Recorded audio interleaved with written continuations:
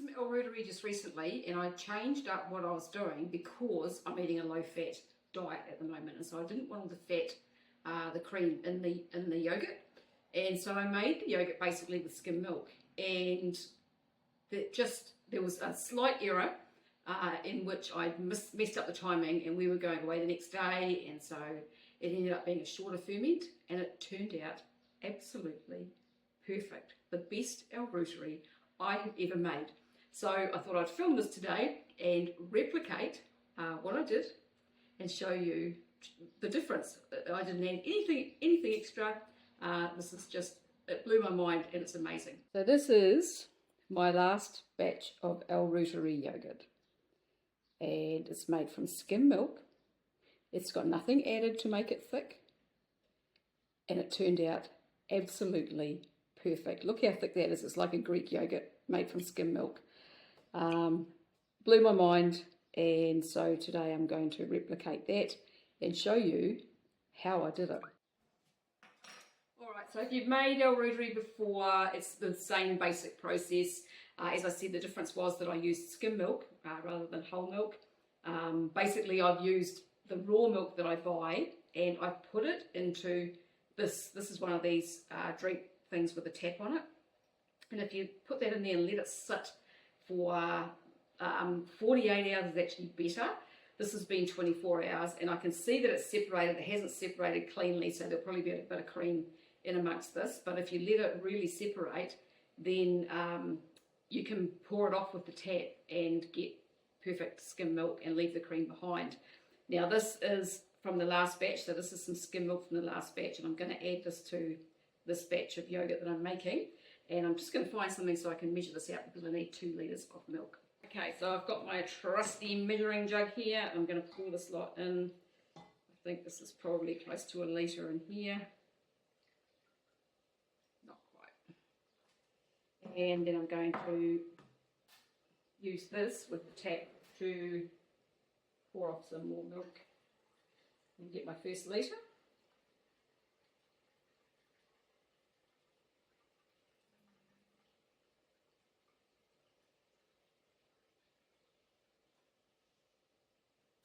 Alright, so that is 1 litre of skim milk. Put that in there, and I'm going to do 2 litres today, so I'm just going to get some more. I'm going to drip milk all over the floor.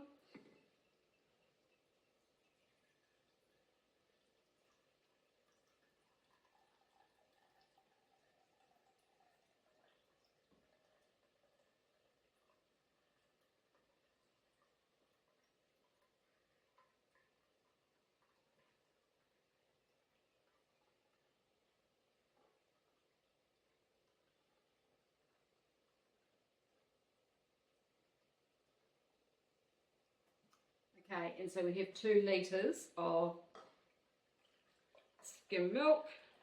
I mean, you can do this with the fat in the milk if you want to. That will still work out perfectly, I would imagine. But you'll find that it separates. Now I'm going to pop that onto a pot. I use this as a double boiler. If you've got a double boiler, this is the best idea for making yogurt, because that way you don't have to stand there and keep stirring it. But otherwise, yeah, you're going to have to keep an eye on your milk because it'll boil over. Now you're going to need a thermometer to keep an eye on the temperature of your milk. You want to bring it up to 82 degrees Celsius. I will put on the screen what that is in Fahrenheit. And you want to keep it there. When I did it last time, I kept it there for about 10 minutes. And I'm just going to add another bottle of milk to this so I can put it back in the fridge for next time. So this is the last bottle of milk that I have in the fridge. And so this way I should be able to leave it for a few days to really separate well. This is the best way that I have found to take the cream off the milk. It really makes it so easy, and if you can leave it to sit, as I said, 48 hours, even 72 hours or longer, then it really separates. And so when you're pouring off the bottom, so you've got the cream on the top and then the skim milk underneath, and so what's coming out of the tap is the skim milk, and so it makes it super easy to take it off. Otherwise you've got to, last time I did it, the first time I did it, I put it into a bowl, put it in the fridge for a couple of days, and then used a ladle to scoop it off. But you miss a lot of the cream still, and it's just messy and hard to do. Whereas this just makes it super simple, if you've got room in the fridge, that is. Now to make this yogurt, you're going to need some inulin. So I use 2 tablespoons of inulin per litre of milk, and you're going to need a measuring spoon. You're going to need a spoon of some sort to stir your starter into the milk. Now I sterilise everything that I use when I make my yogurt. Not everybody does, but I do. So I'll fill this up with boiling water. This is my container from my yogurt maker. You're going to need a yogurt maker to make this yogurt that will ferment for 24 to 36 hours. And it needs to be adjustable, and you need to be able to adjust the temperature on it as well. So I use the Reuteri yogurt maker. I've spoken about this. I've done reviews on this yogurt maker. You can check my, I'll link to one of my reviews here. And this is an amazing yogurt maker. I absolutely love it. I explain in my review why I like it and why I like the model that I bought, because it is so versatile. And so this is the yogurt container that comes with that. It's heat proof, dishwasher proof, and all the rest of it. It has a silicone lid, so flexi silicone lid. It's also dishwasher proof. And I boil the kettle is what I do, boil the jug, fill this up with boiling water, just to sterilise them.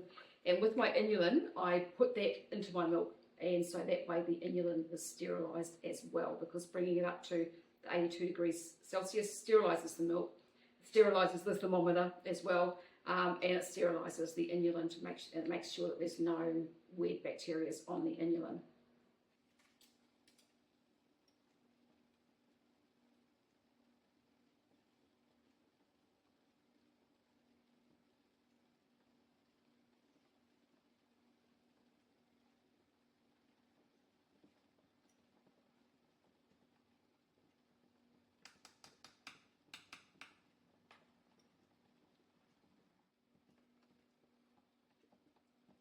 Okay, so that's currently sitting at 65 degrees, so it's got a little way to go. Now, obviously, to make this yogurt, you're also going to need a starter of some sort. I'm going to use some of my prior batch, but if you don't have that, if you don't have a starter, I will link to an Reuteri starter below. The company that sells these yogurt makers also sell an Reuteri starter, and so yeah, I'll put my link to that below, and the link to the yogurt maker as well will be below my video. I also, one of the things that you can do once you get going with this is you can keep some of the Reuteri whey and freeze it. So I have whey for Reuteri and Gassery yogurts frozen in my freezer. So that way, if I have a break from making it, I still have some starter there, and because quite often I'll go on and off making this yogurt. The reason that I started making it again now is because I've introduced fruit and honey into my diet, and I was just a little bit worried about the whole SIBO thing and how my gut was going to handle that, so I wanted to get this yogurt into me every day as well, especially to start with, just until I see how this all plays out. So I'm waiting for my milk to come to temperature, and then, as I said, I'll be leaving that for 10 minutes at that temperature. In the past I have done 15 or 20 minutes, but 10 minutes was fine the last time. As I said, it turned out absolutely perfect, so 10 minutes it will be today. So that's at 82 degrees, and I have just put my timer on for 10 minutes.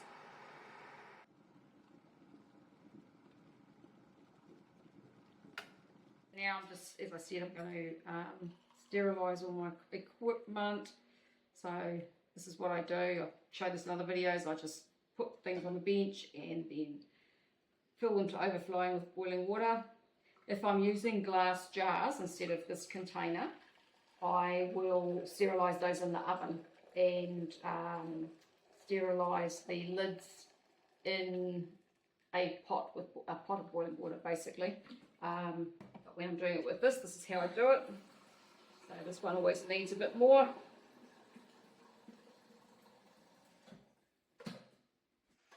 Okay, as I said, if I'm using the glass jars, what I meant by that is in my Reuteri yogurt maker that I have, I can make 4 of these glass jars if I want to, which gives me almost 3 litres of yogurt.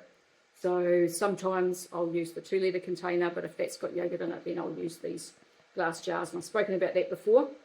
So as I said, I'll sterilise the jars in the oven, and the way to do that is you put them in the oven. I put them in at 150 degrees Celsius. I'll put the Fahrenheit up on the screen, and I leave them in there for about 15 minutes, then just turn it off and let them cool down. And the lids, I just put them into a saucepan, fill it up with water, bring it to the boil, turn it off, let them sit as well, and then that's your jars and your lids sterilised.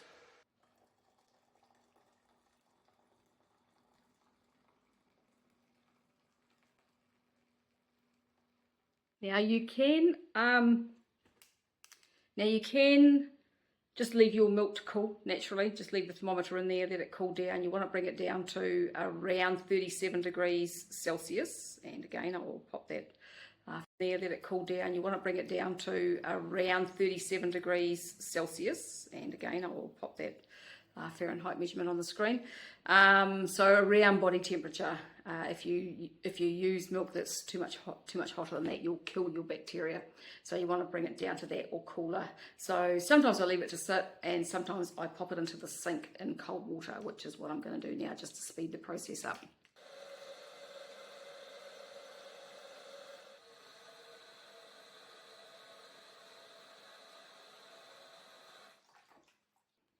Something that I forgot to say before was that, so my milk is currently sitting at 93 degrees Celsius, and that's fine. So it needs to be held at 82 degrees Celsius or above for 10 to 15, even 20 minutes, just depending. So as I said, I'm doing 10 minutes today. And that is, so it just helps your milk, it changes the protein structure in the milk and allows it to become thicker and separate less.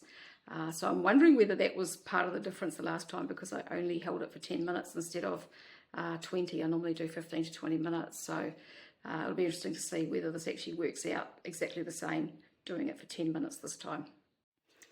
Alrighty, so my milk is down at 36 degrees, so that's definitely cool enough. I always make sure I give it a stir, because sometimes when you give it a stir the temperature will come back up, but I've already done that, so it is pretty much 36 degrees. And so I'm going to add some of my last batch of yogurt into this. I usually use a measuring tablespoon, but I haven't got one sterilised because I forgot to do that. So I'm just going to add probably, oh crikey, 3. So you see how thick that yogurt is. It's just amazing. Splashing it everywhere. So I'll add probably 3 big spoonfuls there. And you want to give it a good stir to make sure that that's well combined. So the inulin is already in there. And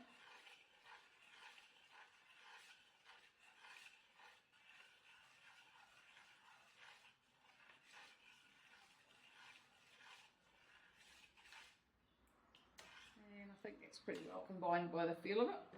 So I'm going to pour it into my yogurt maker. I'll just pop that back in my sterile cup in case I need it. And pour it without making a big mess. Oops, there's still some lumps, and definitely some lumps in there. There's definitely some lumps of yogurt in there, so I'll have to give it a bit more of a stir, I think. I've got splashes everywhere.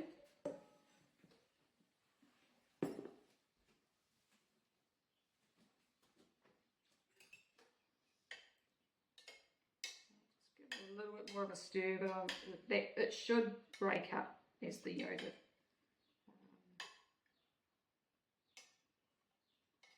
ferments anyway. Hopefully those bacteria should get out and about and do their thing. Just try and break some of these lumps up. Just because that yogurt is so thick, so normally I would use the whey from the yogurt, but this didn't separate into curds and whey at all, so there was no whey in this yogurt, which was really amazing. Alright, hopefully that'll do.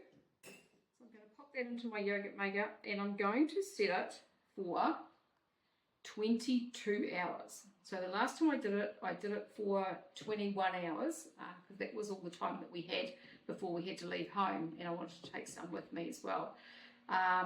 So I thought I'll do it an hour longer today and see how that turns out. And I might keep, each time I do a batch, I might spread it out for another hour and see how it goes, because having less time probably means that there's going to be less of a bacteria count. And one of the, the point of this is to have a high bacteria count, so that's why it's normally done for 36 hours. So I thought I'll test it from where I got a really good batch and see how I go and see how far out I can stretch that as time goes on. I think that part of the problem, like because of the result that I've had here, I think that part of the problem with the Reuteri is that just sometimes it over ferments, and so that long fermentation time is just too long, and it gets too active. So we will see how it goes, and I will show you how this actually turns out once it's finished. Okay.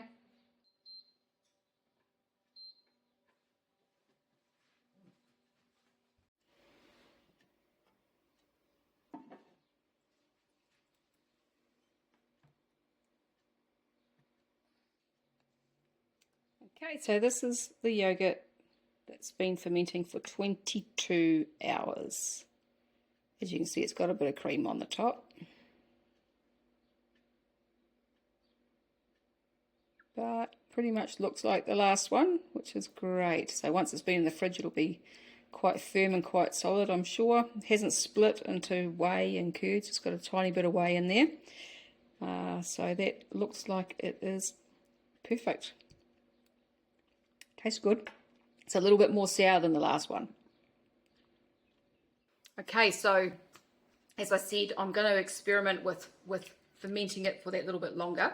And this batch of yogurt that I'm doing now is made with skim milk, basically. And as I showed you at the beginning of the video, it turned out perfect. It's really thick, almost like a Greek yogurt, and it tastes really good. That last batch wasn't very sour, whereas this one being a little bit longer, so the last batch was 21 hours, this one's 22. Just tasting that then, it has a little bit more of a sourness to it, which is great, and but it's nice and thick and hasn't split. So I will experiment more with taking it out a little bit longer, but if it starts to do that whole curds and whey thing, then I'll bring it back to a shorter time again.